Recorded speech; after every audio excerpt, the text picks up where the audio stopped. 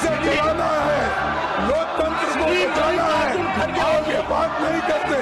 हर आदमी उठ के, हर मेंबर उठ के 5-5 मिनट, 10-10 मिनट बात करता है। मेरा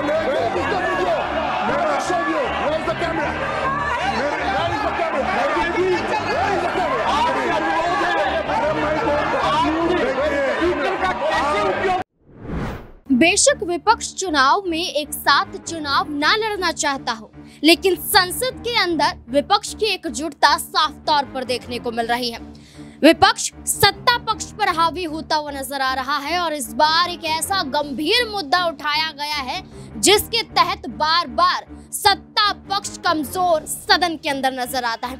लगातार हम देख रहे हैं कि संसद, चाहे लोकसभा हो चाहे फिर राज्यसभा, कार्यवाही ठप हो जाती है, कार्यवाही स्थगित हो जाती है, आपसी माहौल बिगड़ता हुआ नजर आता है और संसद की कार्यवाही को स्थगित करना पड़ता है।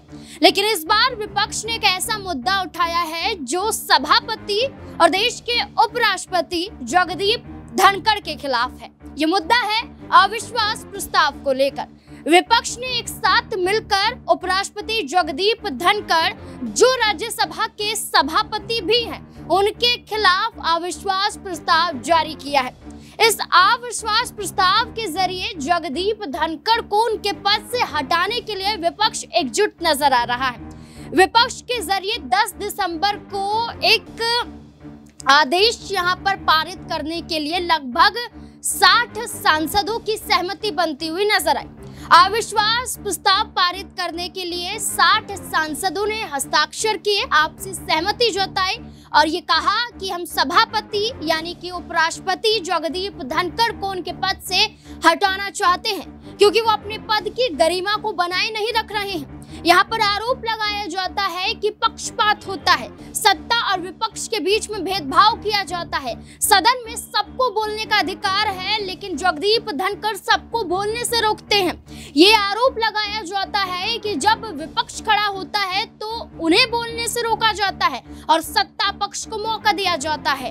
कांग्रेस पार्टी के जरिए मल्लिकार्जुन खड़गे ने जब आवाज उठाने की कोशिश की तो मल्लिकार्जुन खड़गे की बात को दबाया गया और उस वक्त सत्ता पक्ष के सांसदों को बोलने के लिए जगदीप धनखड़ ने ही खुद इशारा किया। अब ये आरोप विपक्ष द्वारा लगाया गया। अब इस मुद्दे को लेकर आज एक बार फिर से राज्यसभा में बड़ा हंगामा हुआ जिसके बाद कार्यवाही को स्थगित कर दिया गया। इस बीच मल्लिकार्जुन खड़गे और जगदीप धनखड़ के बीच तीखी नोकझोंक होती हुई नजर आई। जगदीप धनखड़ खड़गे पर और खड़गे जगदीप धनखड़ पर हावी होते हुए दिखाई दे। क्या कुछ आपसी बहसबाजी में सुनाई दिया जा रहा है, देखिए जरा।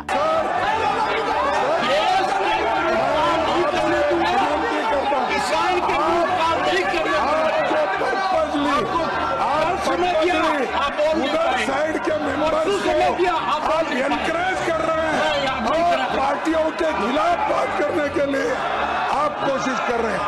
आपको अगर इस सदन को चलाना है, नियति से चलाना है, लोकतंत्र को बचाना है, आप ये बात नहीं करते। हर आदमी उठ के, हर मेंबर उठ के 5-5 मिनट, 10-10 मिनट बात करता है।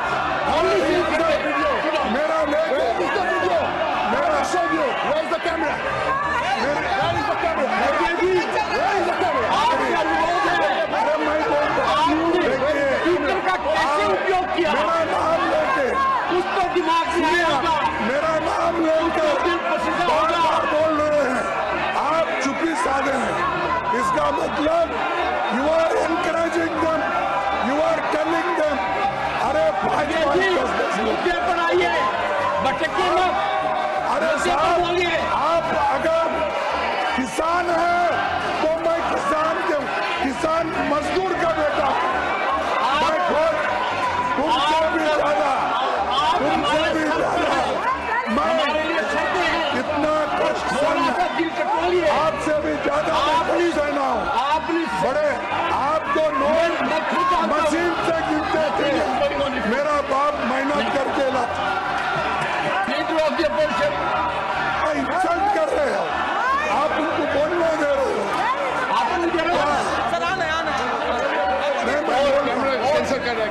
बताना चाहता हूँ सतीश को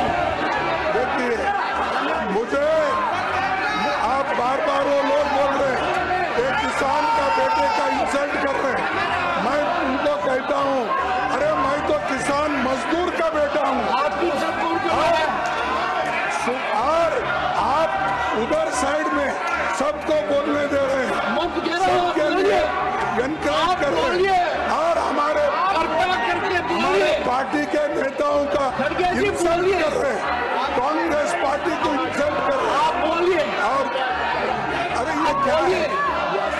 आप बोलिए।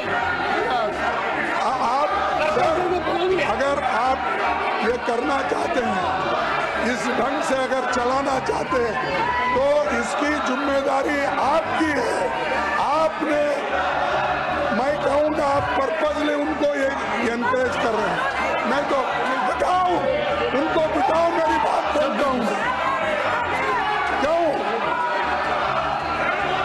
क्यों माननीय सदस्य, आपके तारीफ सुनने के लिए हम नहीं आए साहब, आपकी तारीफ सुनने के लिए नहीं आए।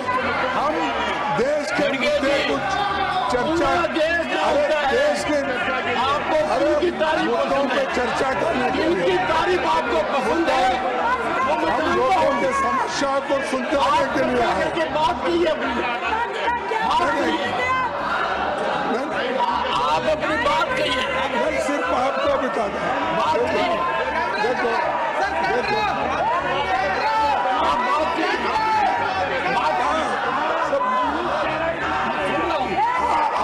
मैं सुनना चाहता हूँ आपको। देखिए, अरे आप मेरी बात ही नहीं सुन रहे। आप सुन रहे हो? ये देखिए, बिठाओ उनको। मैं सुन रहा हूँ।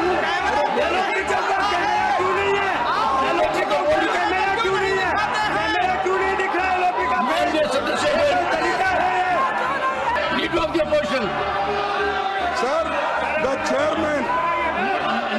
chairman who is not respecting me, how can I respect him?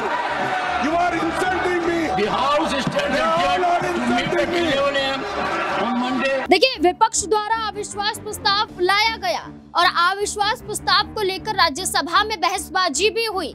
ये तक कहा गया जगदीप धनखड़ द्वारा कि मैं किसान का बेटा हूं, इसलिए मुझे हटाने की साजिश रची जा रही है, लेकिन मैं अपने पद से और अपनी गरिमा से नहीं हट सकता हूं और ना ही आप लोग मुझे हटा सकते हैं। इसके साथ देखा जाए तो खड़गे यहाँ पर ये कहते हुए नजर आते हैं कि मैं भी मजदूर का बेटा हूं, अगर आप हमारा सम्मान नहीं करेंगे तो हम आपका सम्मान कैसे करें। जगदीप धनखड़ कहते हैं कि संविधान का अपमान विपक्ष कर रहा है और वहीं विपक्ष कहता है कि संविधान का बचाव विपक्ष कर रहा है। अब इस तीखी नोकझोंक के बीच में अविश्वास प्रस्ताव के पास हो सकता है, ये एक लंबी प्रक्रिया के तहत देखा जाता है, लेकिन ये भी आरोप लगाया जाता है विपक्ष को इस बात की जानकारी खुद है कि वो सभापति उपराष्ट्रपति पद से जगदीप धनखड़ को नहीं हटा सकते हैं, लेकिन इस मुहिम के जरिए एक बड़ा संदेश दे सकते हैं कि पक्षपात संसद और संसद के बाहर नहीं चलेगा। देखिए, अविश्वास प्रस्ताव लाया तो गया, लेकिन इसे लाने का सबसे पहला जो अधिकार होता है वो राज्यसभा में ही होता है। अगर आप जगदीप धनखड़ यानी कि उपराष्ट्रपति को हटाने की बात कर रहे हैं और उपराष्ट्रपति ही राज्यसभा का सभापति नियुक्त होता है। अब जगदीप धनखड़ के खिलाफ 60 सांसदों ने सहमति तो जताई, जिसमें से कहा जाता है कि ये अविश्वास प्रस्ताव लाने के लिए कम से कम 50 सांसदों की सहमति चाहिए होती है। चलिए, इस बारे में तो विपक्ष कामयाब हो जाता है, 60 की संख्या यहाँ पर सहमति जता देती है, लेकिन ये भी कहा जाता है कि अविश्वास प्रस्ताव लाने के साथ साथ 14 दिनों के भीतर ये पूरी प्रक्रिया चलती है, 14 दिनों का समय दिया जाता है और इस बीच में राज्यसभा के बाद इसे लोकसभा में भी भेजा जाता है, वहां से भी पास होना जरूरी होता है और कम से कम राज्यसभा की बात करें 231 सांसदों की संख्या है और कम से कम बहुमत यहाँ पर 116 सांसदों का चाहिए ताकि अविश्वास प्रस्ताव पारित हो सके, पास हो सके। अब ऐसे में विपक्ष की बात करें तो कांग्रेस पार्टी के पास 27, टीएमसी के पास 12, आप के पास 10, समाजवादी पार्टी के पास 4, डीएमके के पास 10, आरजेडी के पास 5, कुल मिलाकर 85 सांसद, फिर भी 116 का आंकड़ा नहीं नजर आता। यानी कि अविश्वास प्रस्ताव आप ला रहे हैं लेकिन पास जगदीप धनखड़ के खिलाफ नहीं हो सकता है, लेकिन एक संदेश जरूर जा सकता है, ये विपक्ष को मालूम है। लेकिन हटाने की कवायद में जद्दोजहद के बीच में देखा जाए तो इससे पहले भी मानसून सत्र के दौरान राज्यसभा में अविश्वास प्रस्ताव को लाया गया था जगदीप धनखड़ के खिलाफ। बार बार जगदीप धनखड़ के खिलाफ अविश्वास प्रस्ताव को लाना ये दर्शाता है कि क्या वाकई संसद के अंदर पक्षपात हो रहा है। और इसी वजह से कार्यवाही स्थगित हो जा रही है। इस पूरे मुद्दे को लेकर अब आपकी राय क्या है? अपनी राय कमेंट सेक्शन में जरूर दें। देखते रहें SPN9 न्यूज। धन्यवाद।